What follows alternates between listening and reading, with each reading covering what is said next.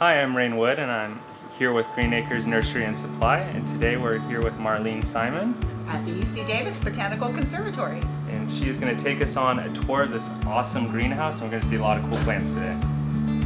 All right, let's go.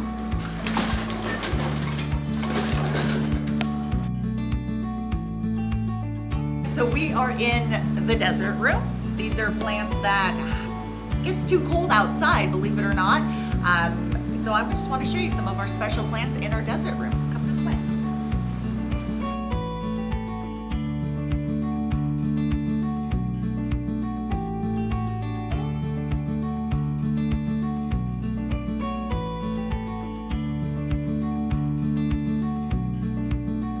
So here we have one of our more popular and interesting plants. It's called the Welwitschia, and I like to say Welwitschia, look at this.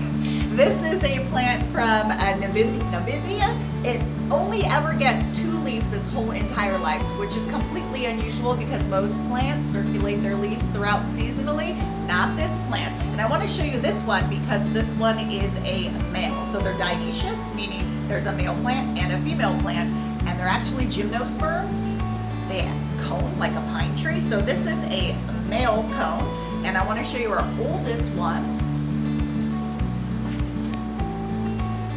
So this is our oldest Welwitschia from about 1968, and the leaves are from 1968. The oldest ones in Namibia are about 1,000 to 2,000 years old, and this one has been in this tube for 45 years, and we're working on getting a specialty pot to repot it like we have with these, because the roots are that long. They're as long as this pot, so they tap into the moisture.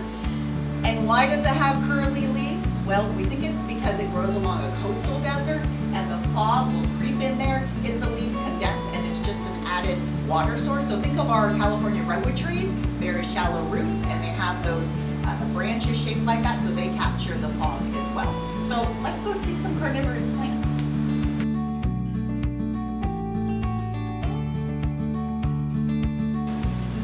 So we're in a cooler room, literally, not figuratively, right? Some people may find that true though. These are nepenthes. These are tropical pitcher plants.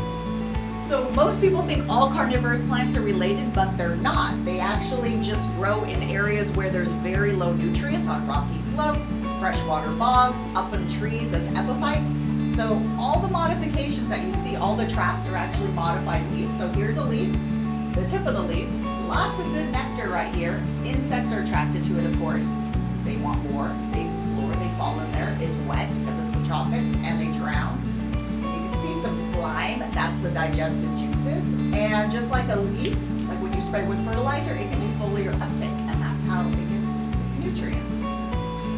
See that? So we have Sarracenias, we have Venus flytraps, we have Droceras, but everyone loves the nepenthes, just because when I tell them that you can actually find rats, snakes, and mice being decomposed in there in the wild. Not here, in the wild.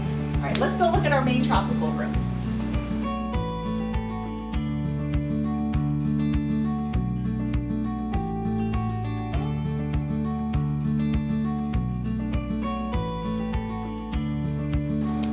This is one of my favorite flowers to show off. This is an Aristolochia gigantea. We have a native Aristolochia in California, the pipeline swallowtail larvae love it, but this one's from Brazil, nice and big. Flies think this is something dead, so of course they want to lay their babies, their maggots on it, and that's the extent of their parenting. Once they do that, they're gone. But the way out they think is this light, so they end up in this pouch. And at first this flower is female, so they're depositing pollen stuck on them, and the next day it becomes a male.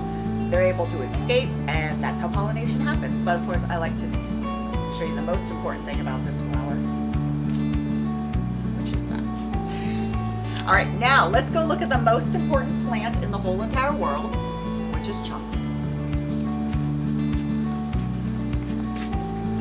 So here is chocolate, Theobroma cacao, and we do have some fruit on it. It's not ripe. When the fruit is ripe, it's orange, and it looks like a mini football, and of course animals break it open, they eat the fleshy parts around it, which does not taste like chocolate. It tastes like a little bit like lemon slime. They don't want to eat the seeds because the seeds contain a chemical called theobromine. That is a stimulant that's toxic to dogs, and of course they always joke that animals don't need to stay up all night studying, so they don't want that jittery feel.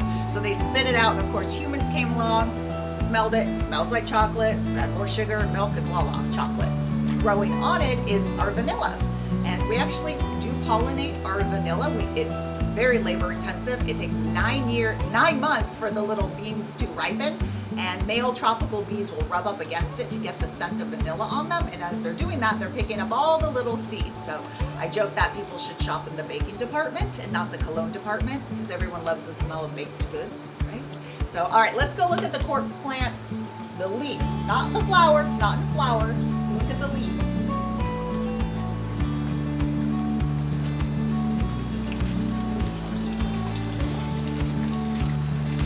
So this whole entire thing right here is one single leaf. And this is the petiole, and that is the leaf blade, and it's just divided.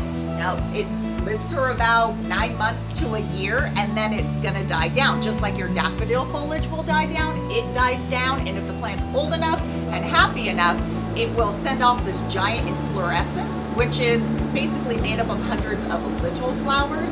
And of course it smells like a dead body.